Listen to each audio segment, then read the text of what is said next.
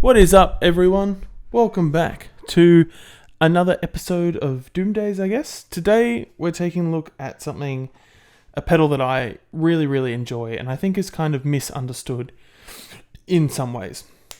We're taking a look at the Dunwich DA120. Now, for those of you in the know, you know this is based off the Matamp GT120, or the orange OR120.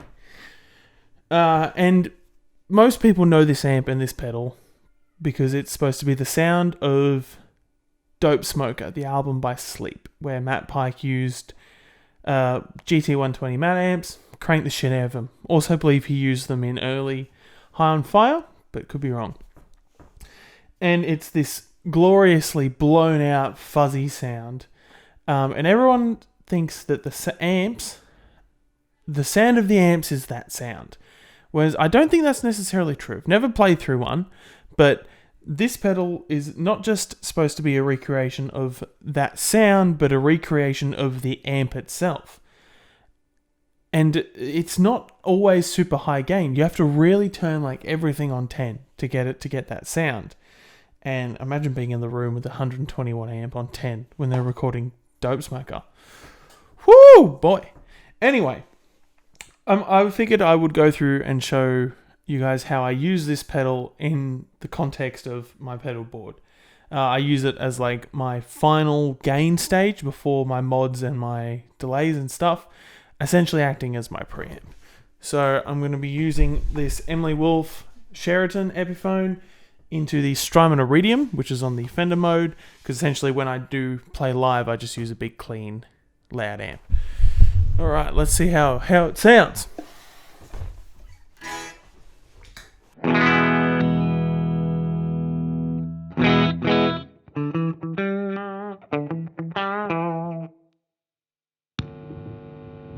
This is the Dopesmoker sound.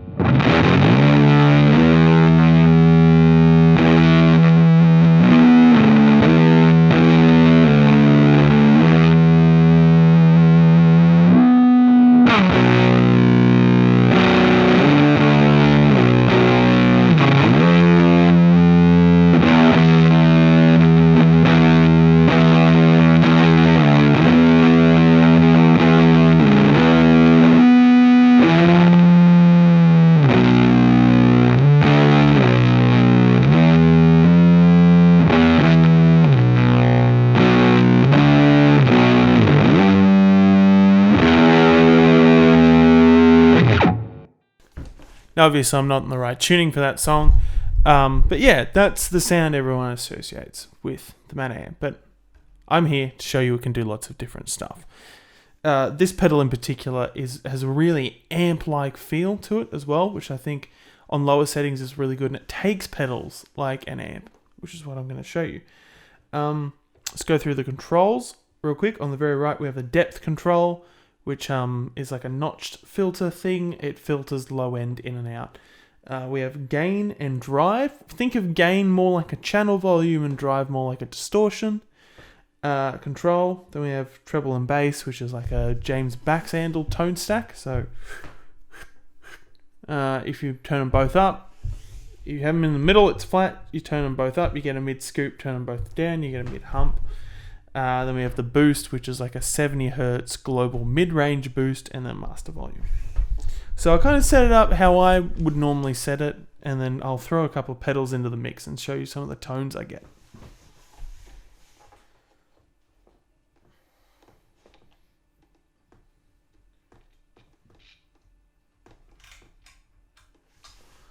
So this is kind of how I would normally set it. So I got the clean sound.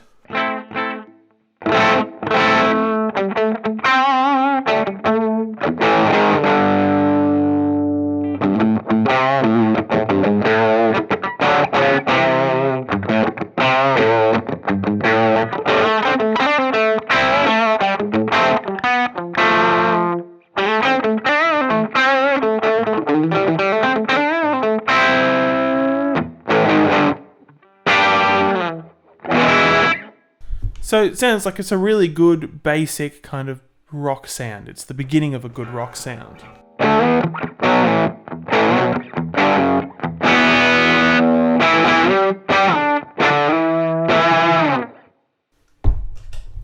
a bit of reverb from the Flint. Strymon Flint.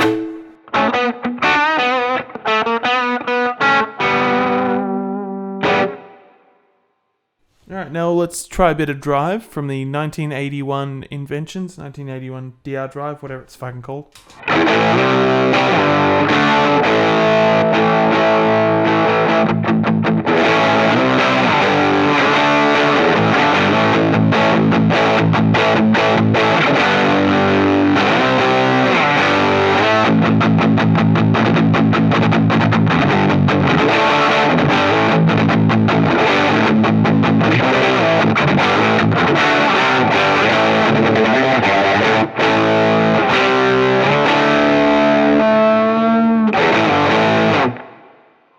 So it's just a really pleasing sound to the ears. You know, like it's just such a good kind of basic rock sound. I mean, it gets, the higher you turn up the gain, the kind of fuzzier it gets. So it's not a modern sounding amp, but it does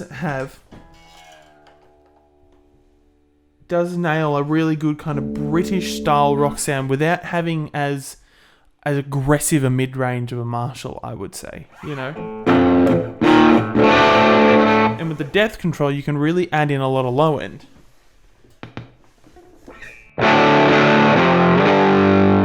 If that's kind of your vibe, you know.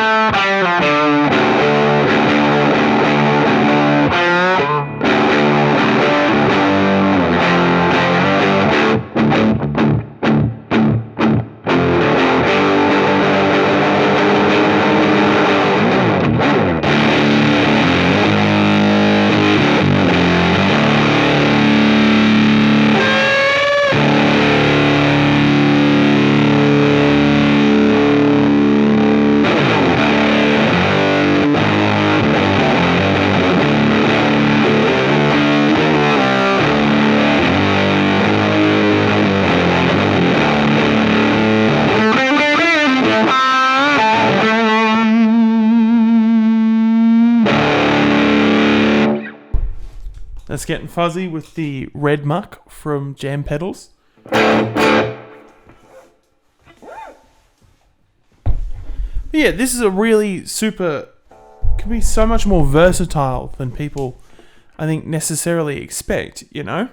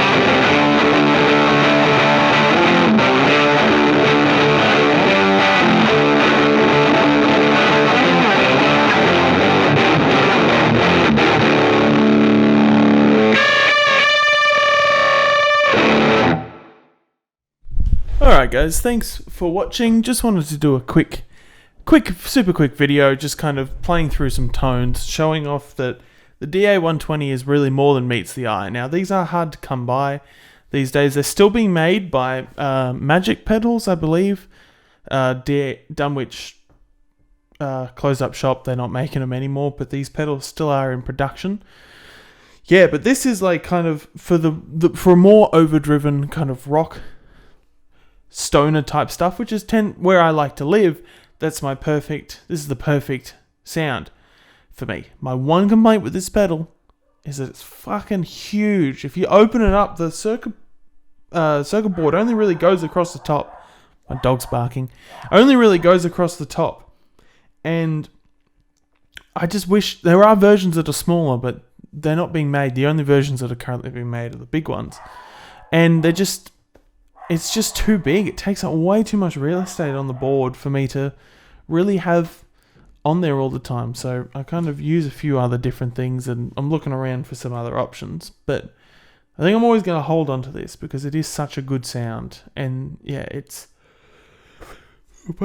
such a good sound. And it's one that's really, really hard to beat. Every time I play it, I just fall straight back in love with it. But yeah, that's it for now. Thank you all for watching. Please like and subscribe if you enjoyed. And I'll see you in the next video.